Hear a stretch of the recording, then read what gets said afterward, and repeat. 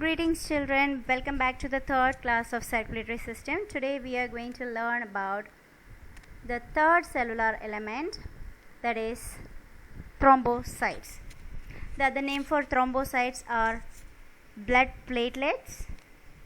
And about thrombocytes, they are the initiators of clotting of blood. They are responsible for blood clotting. So about their structure, about their general structure or physical characteristics, they doesn't have any nucleus. Okay, I'll tell you about how do they form.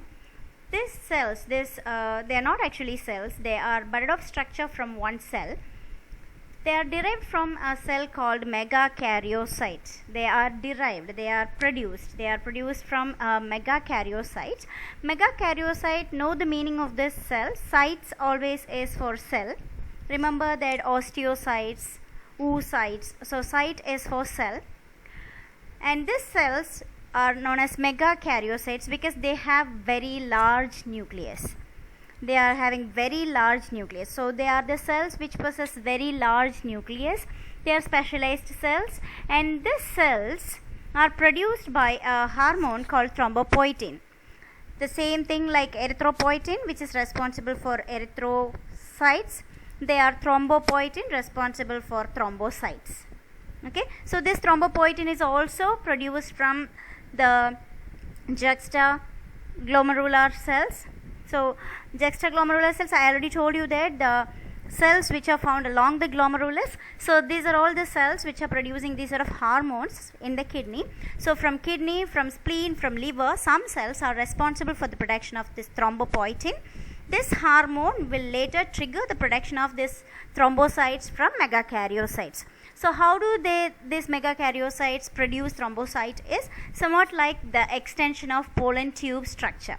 Remember how do the pollen grain generally grows? Pollen tube is produced the same way, but nucleus is not involved. So in this megakaryocytes, at the time of thrombopoietin production, when thrombopoietin is inducing the production of thrombocytes, the megakaryocyte cells outer membrane with its cell cytoplasm will extend, producing a long tube or ribbon shaped structure, and this ribbon shaped structure will get pinch off, or they will be budding off, or they will get pinch off. They will be producing this irregular structures with a small piece of membrane and a little bit of completely filled with cell cytoplasm, and they will be having some proteins which are found in this megakaryocytes. They will be having some enzymes which are found in this megakaryocytes. So only the liquid matter with its little bit of membrane is being pinching off from this cell, and later they will be working as thrombocytes. So it is believed that the cells are previously it was believed as like these thrombocytes are broken pieces of the other two cells, like other two corpuscles, WBC and RBC. But it's very clear now they are produced from the budded off structure, or they are pinched off structures which are produced from the megakaryocytes. Okay, so that's what about this formation. As they are free from nucleus, as they are the budded off structure from another cell, they can't do their own secretion. They are not doing much of their own secretion. So their lifespan is literally so less when compared with other two structures. Their lifespan is around 3 to 5 days. Okay, just 3 to 5 days. So in this 3 to 5 days, they will be roaming in the cells. They will be roaming in the bloodstream throughout the body. And when they are coming to the spleen, the destruction is completely in the spleen.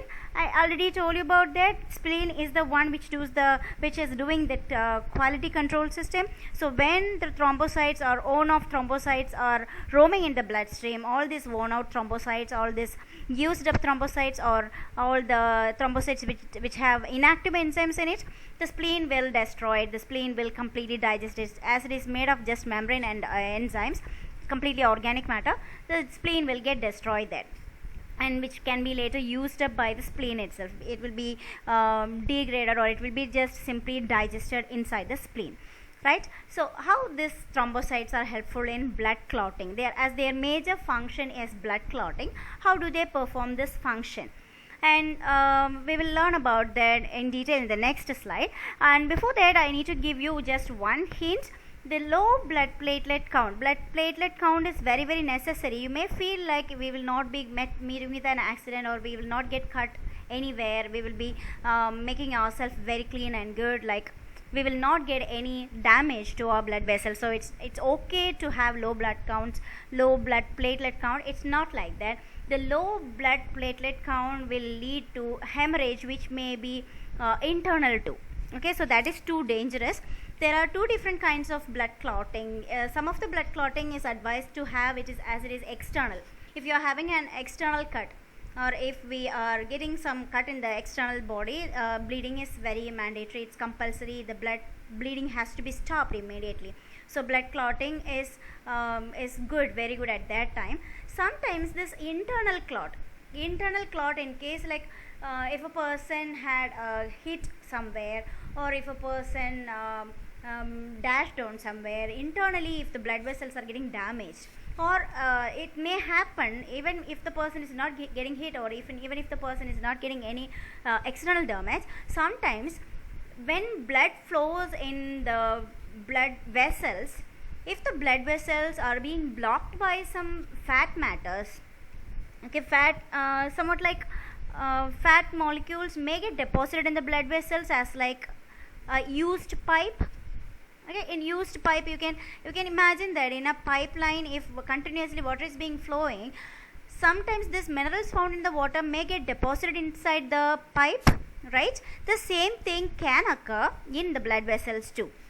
Inside the blood vessels, if the person is having too much of cholesterol in the body, these fat molecules okay, it's not compulsory, it may get deposited inside the blood vessel, which will be forming, or which will be creating an irregular pathway for the blood cells. So when blood flows through that, this blood platelets, if they are getting damaged, if they are being disturbed, that will be releasing this protein which is responsible for blood clotting. So internal clot is happening there in that particular part, which is very, very dangerous.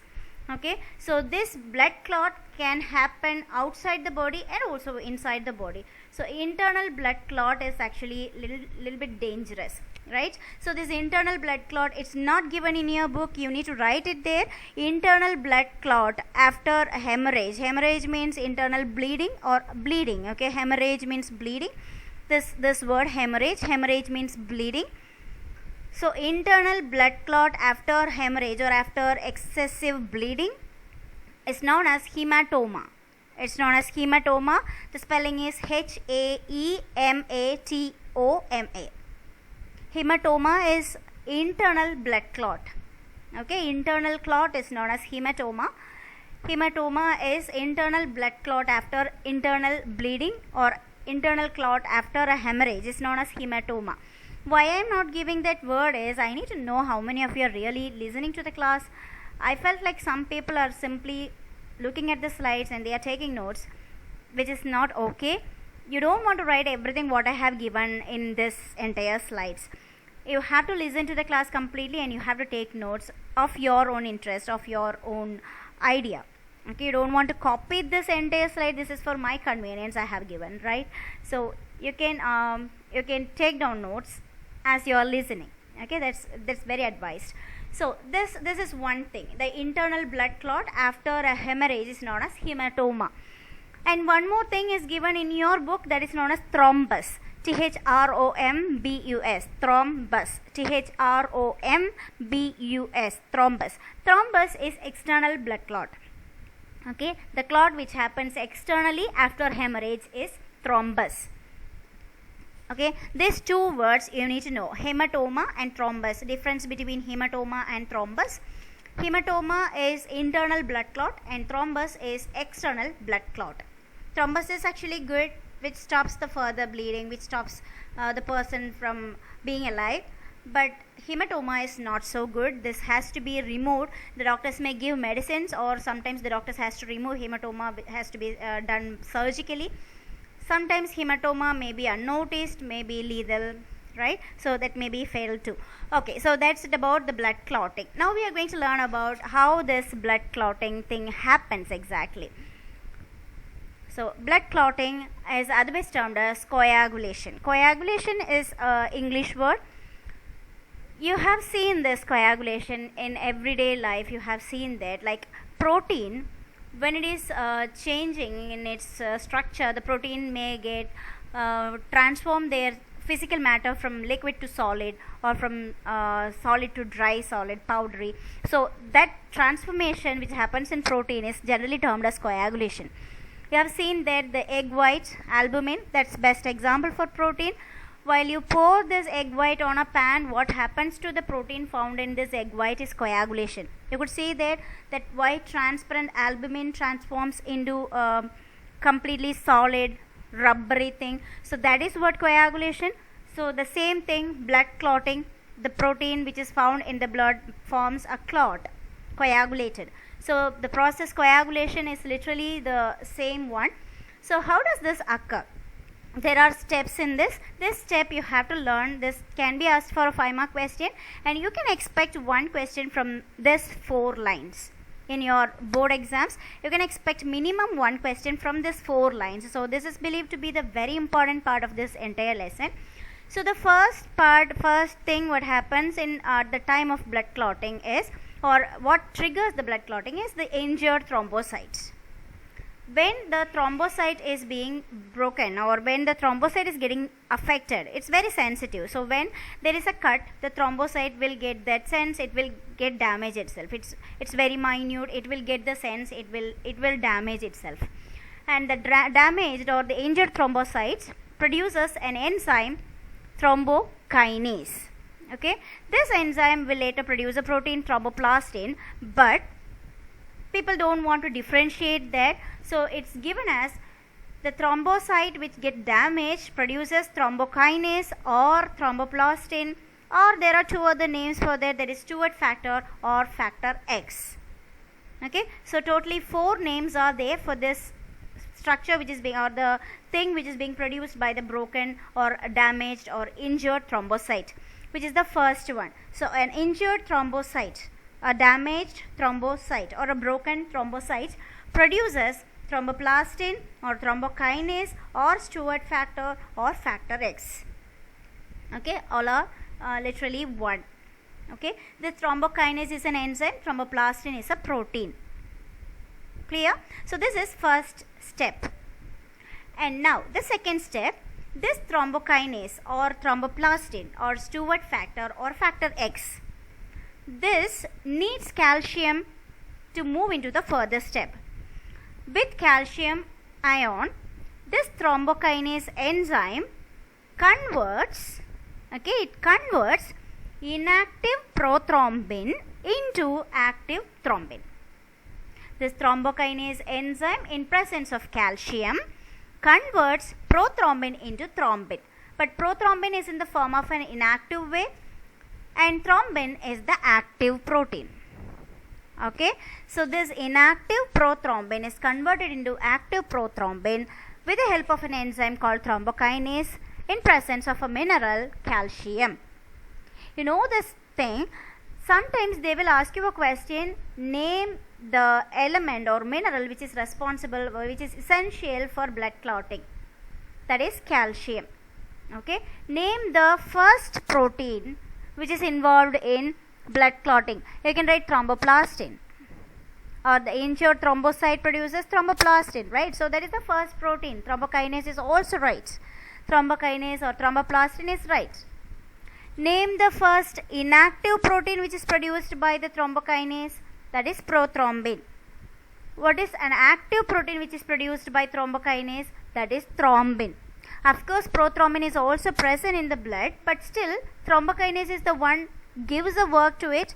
So if they are asking a question, name the inactive protein which is involved in blood clotting, you can write prothrombin. They won't change this word. This will be the key word for this sort of answers. Okay, so inactive protein is converted into an active protein. Prothrombin is converted into thrombin. So each and every word is important here. Next, the third step. This thrombin, this activated thrombin, in presence of calcium ion again, it produces an insoluble fibrin. It produces an insoluble fibrin from soluble fibrinogen. Okay, from soluble fibrinogen which is available in the blood plasma. A soluble fibrinogen. This fibrinogen is found available in blood plasma in the form of a soluble one. It was found dissolved in the blood plasma. And this dissolved fibrinogen was converted into insoluble fibrin. Okay, by the word fibrin, what do you understand? Fiber, right? Fiber. What is fiber? A thread, network, isn't it? So this fibrin with corpuscles forms thrombus. What is a thrombus? A blood clot which is formed externally. Okay, so this is how blood is being clot. I'll show you how a thrombus looks like. This is how.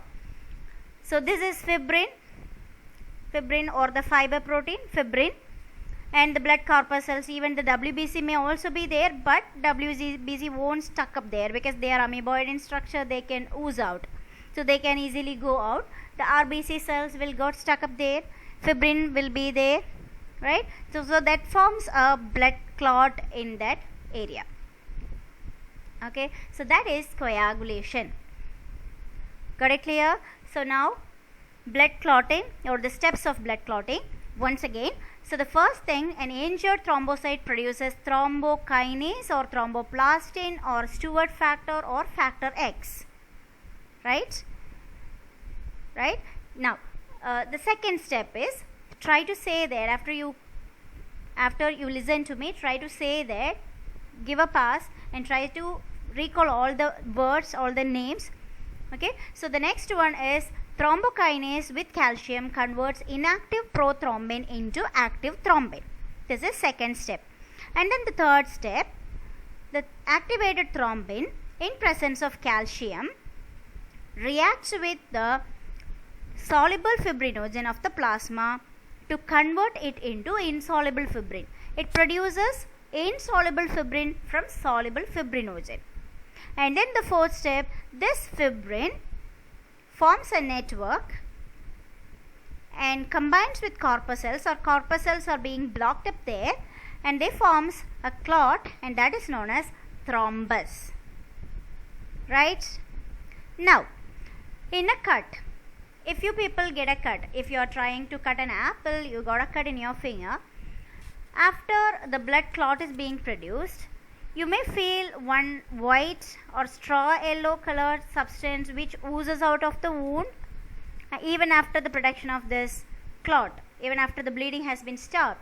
A straw white, a straw liquid, a straw yellow colored liquid will be oozing out of the wound, very little amount. What is that? That thing which oozes out is actually a clear liquid of serum. Okay, so what is serum? In first class itself I said that the fibrin removed blood plasma is the serum. Okay, here you can see that the fibrin is stuck up in the cut itself, on top of the cut.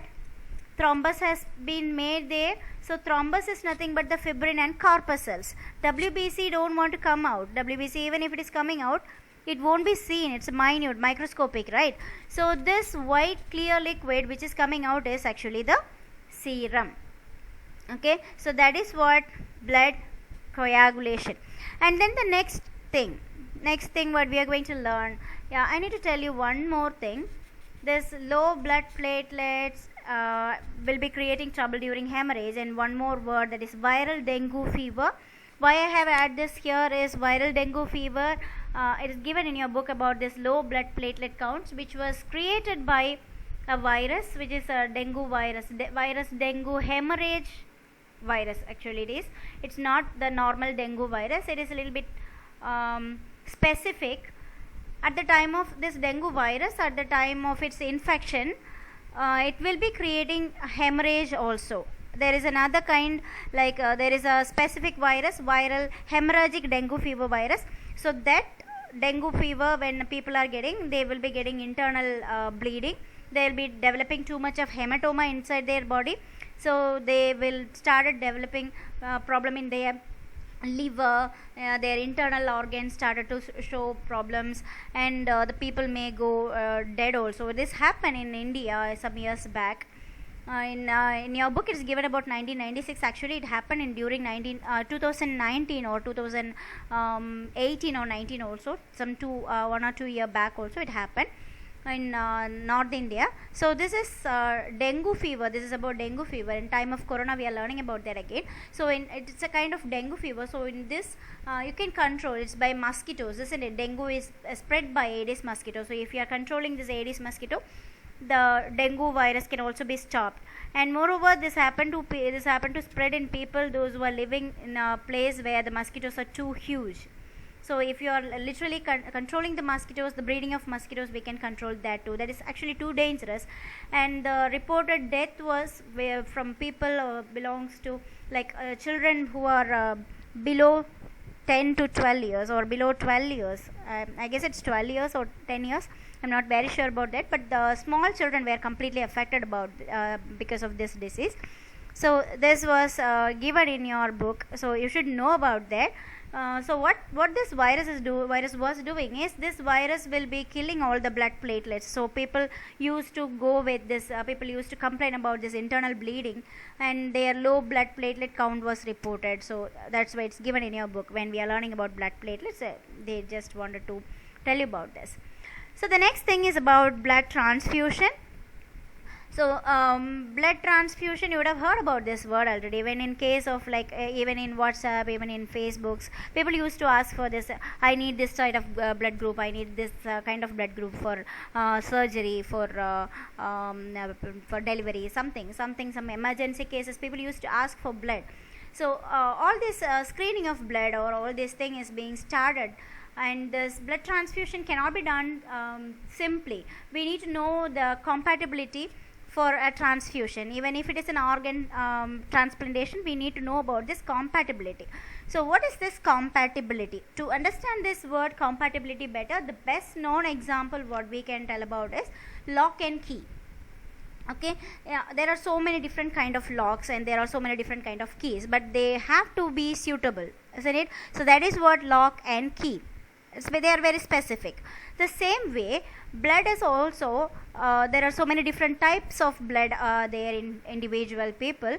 There are more than some 36 different type of grouping of blood also. There are so many different kind of grouping of blood based on the components what is found in that. There are so many different kinds. Nearly 36 different kinds of blood grouping is available. But the very common one, very commonly used one, or very familiar kind of blood grouping is this two, ABO system of blood grouping and also RH system of blood grouping.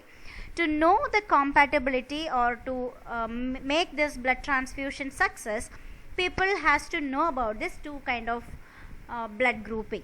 So ABO system and RH system, and the people those who are responsible for this two system of blood grouping are Karl Landsteiner and Wiener.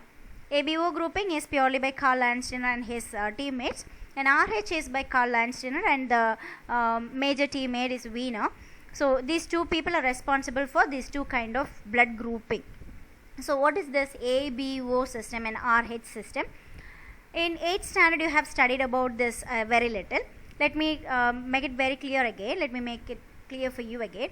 So this ABO system or RH system, first we will know about ABO system and then we will go with RH. So in ABO system, there are three different, as per ABO system, there are three different kind of RBC found in the blood of people.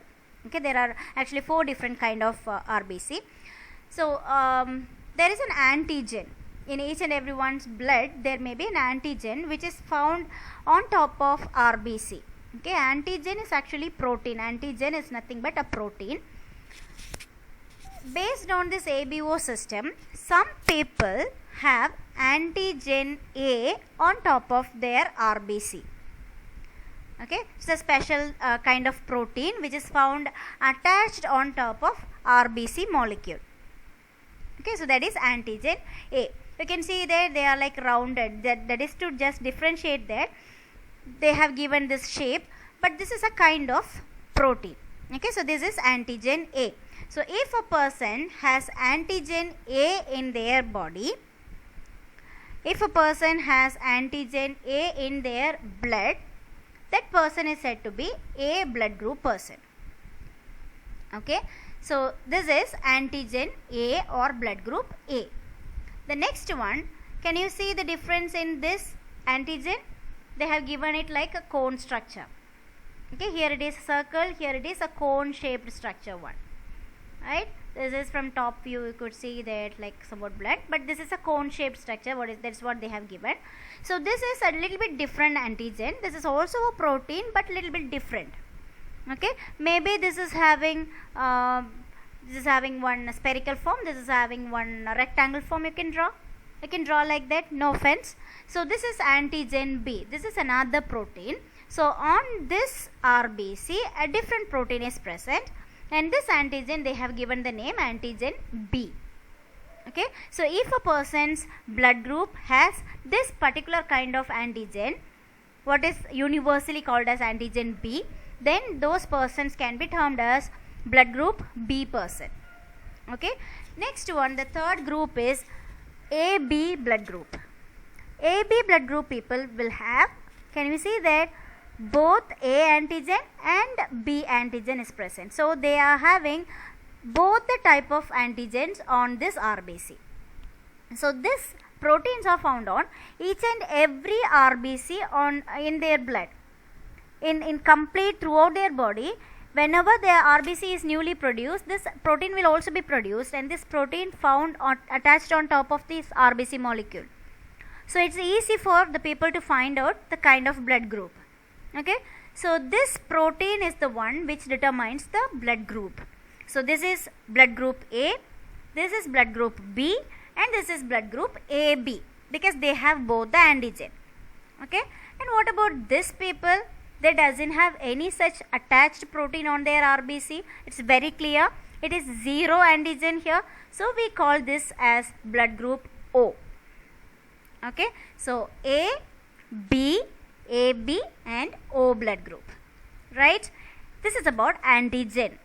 Okay, so the antigen is the one which is responsible for the blood group. Okay, got it clear? Now come back to the word compatibility. What forms this compatibility and why do we need to think about this compatibility? If this person is having this particular protein, A protein, this person's body, whenever it receives this B protein, the body will be producing an anti-protein for B. Can you understand this? When this A protein person receives B protein in their body, this person's body will be producing anti-B. That is known as antibody B.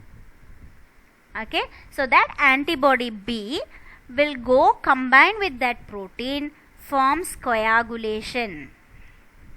Okay, so imagine if this person, or in a test tube you have antigen A and you are pouring antibody B into it. This antibody B and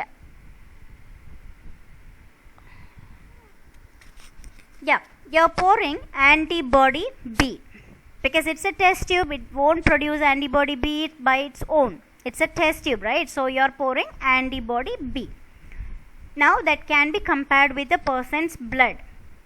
Okay, now if we introduce this antigen B, the blood of antigen B person, a very little amount, after some time you could see that something got settled down. Okay, what happens? This B protein and antibody B will get coagulate and that will get settled down. We could visibly see that in the test tube, right?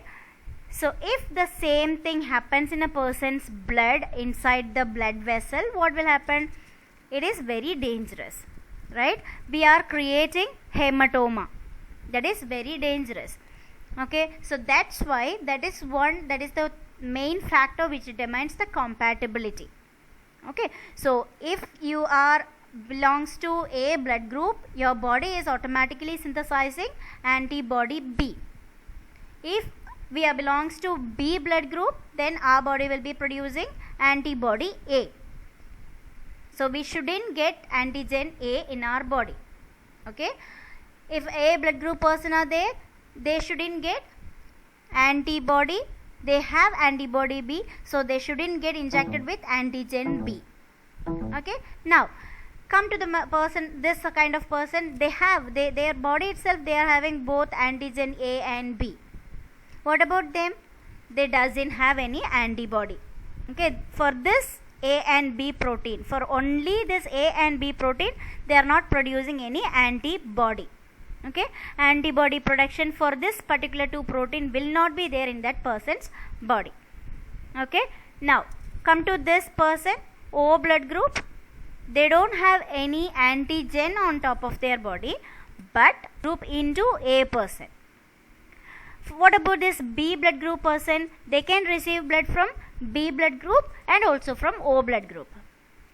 What about AB? They can receive, they are not going to produce any antibody, so they can produce blood from A, B, O. Okay, they can receive blood from anyone, because they have the no antibody category, so they can receive blood from any blood group. AB can receive from anyone. And what about this O person? They have antibody for A and B. So if you inject any of this blood group into this person, that person may be dead, or there may be any hematoma or something, right? So what should we do with O person? O person has to receive blood only from O. Okay, but they can give to everyone, they can receive only from O. Clear? So there are other two words too. They are universal recipient and universal donor. O is termed as universal donor and AB is termed as universal recipient. Okay, now look at the table. If the donor is an A blood group person, he can donate blood to A and also to AB. It is compatible. The donor B can donate blood to B and also to AB. The donor AB can donate blood only to AB. Okay, because he is having antigen, both the antigen. So if he is introducing blood into A person, it's dangerous because it's having antigen B on his blood, on the RBC of his blood, right? So that is dangerous. Next, O person can donate blood to anyone. Okay, he can give blood to all the four groups, right? Now think about the recipient. A can receive blood from A and also from O.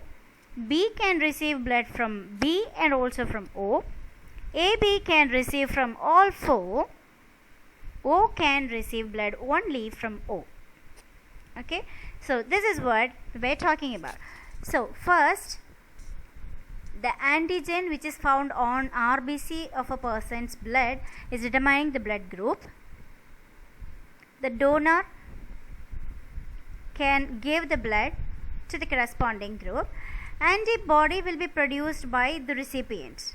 Antibody is produced by our own body. So when we are receiving something, antibody will be produced by our body. Okay, so while you think about that, antibody is only produced by the recipient. Donor's antibody doesn't matter. Okay, the antibody which is produced by the recipient is actually matters. That is what the word thing. Okay, got it clear? I guess you understood this ABO system. So based on ABO system, there are four different kind of blood group. Based on ABO blood grouping system, there are four different kind of blood group: A, B, AB and O.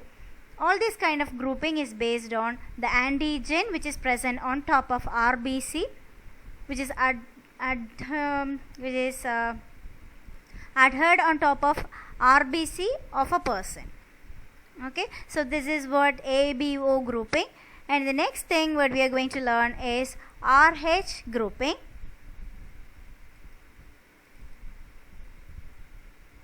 Right, so this is just a recollection. On surface of RBC, two types of antigen which forms four types of blood. O group is universal donor and AB group is universal recipient. And the next one is RH system. This RH system, about RH system we need to know The RH, the word stands for rhesus monkey.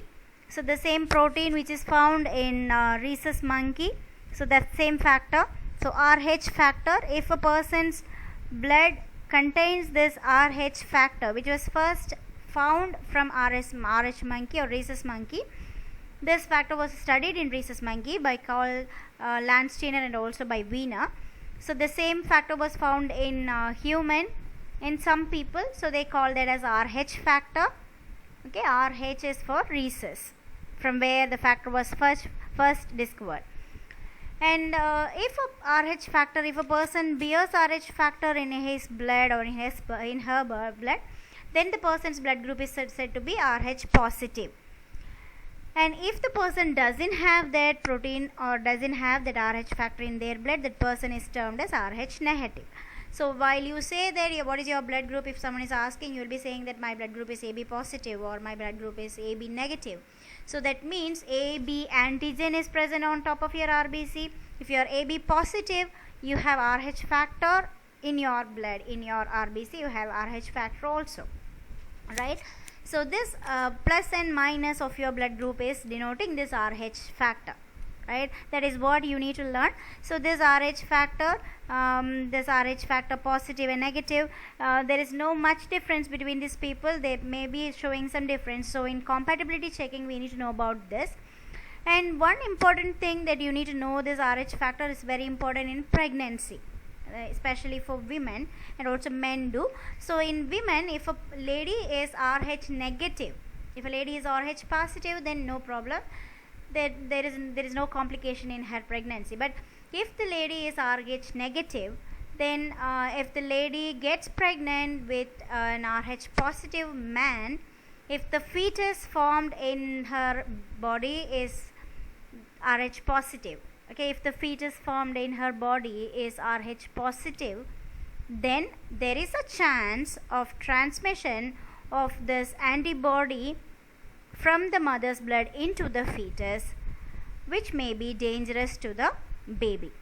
Okay, so this kind of complications, previously it was found out that the pregnancy may also be in trouble because it will be creating some immature RBC. That is what erythroblastosis fetalis, erythroblast, that is immature RBC in the baby, that is erythroblastosis fetalis, was reported in carrying mother who is carrying positive baby and who is negative in nature. Okay, an RH negative mother, if she is carrying positive baby, that baby will be developing some complications. That fetus is developing some complications like swell up in the liver or internal hemorrhage or something. Some blood RBC related complications were noted. But now it is not like that. Our technology has been developed. So now if the mother is negative from I guess it's from second week or from second month or third month, they will be giving injections. The mother will be giving immunoglobulin injections will be given to the mother to suppress this antibody production. So if the baby is positive, and the mother is RH negative, if the lady is RH negative and the lady is carrying RH positive baby, there is a chance of erythroblastosis fetalis, that is immature RBC production in the fetus is reported, which will be leading dangers to the second baby especially. The first baby may not be affected much, but if the memory is still there and if she is getting conceived again fast, then the second baby is getting affected. So there is a very little bit thing. So you need to know if the baby is RH positive, then there is a case. If the mother is negative, then there is a case of trouble for the fetus, which may lead to abortion sometimes. Okay, you just read that. You don't want to go dig into it too much, but now the technology has been developed, so no problem with that. So this is what RH factor. So that is presence or absence of the RH factor is the only thing we need to know about. It's at the time of transfusion. That is what determining the compatibility to. So what are the things we have studied today is about thrombocytes, we learned about thrombocyte, which initiates blood clotting, and no nucleus, which is derived from megakaryocytes by a hormone called thrombopoietin. And lifespan is 3 to 5 days, which is produced. This is produced from bone marrow, this is produced from liver, this is produced from spleen. Okay, like the other two components. So the major function is blood clotting, and you need to learn the blood clotting or coagulation steps, and you need to know about ABO system. The naming is, or the grouping is based on antigen. Antibody is produced by the recipient's body. That is very, very important. Antibody is produced by the recipient body. If you have antigen A, you will be producing antibody B. If you have antigen B, you will be producing antibody A. Okay, if you have antigen A and B, no antibody production in that person's body. If the person is having blood group O, antibody production is A and B. Both the antibody production will be there. Okay, so universal recipient is AB and universal donor is O. Okay, universal donor is O and AB is universal recipient. And then in RH, which is found out from rhesus monkey, and the people responsible for RH factor discovery is Karl Landsteiner and Wiener, the same two name, and it creates complication only at the time of pregnancy when negative mother carries positive baby, that is erythroblastosis fetalis may be there, which will be leading to the death of fetus and abortion. That is in olden days. Okay, that's it about the summary. And now your homework, you have to read the text. Okay, read the text very clearly. I guess I have given almost all the facts. If there is any doubt, you message me, and you have to go with the review questions. Okay, review questions you need to go with and find out answers by yourself.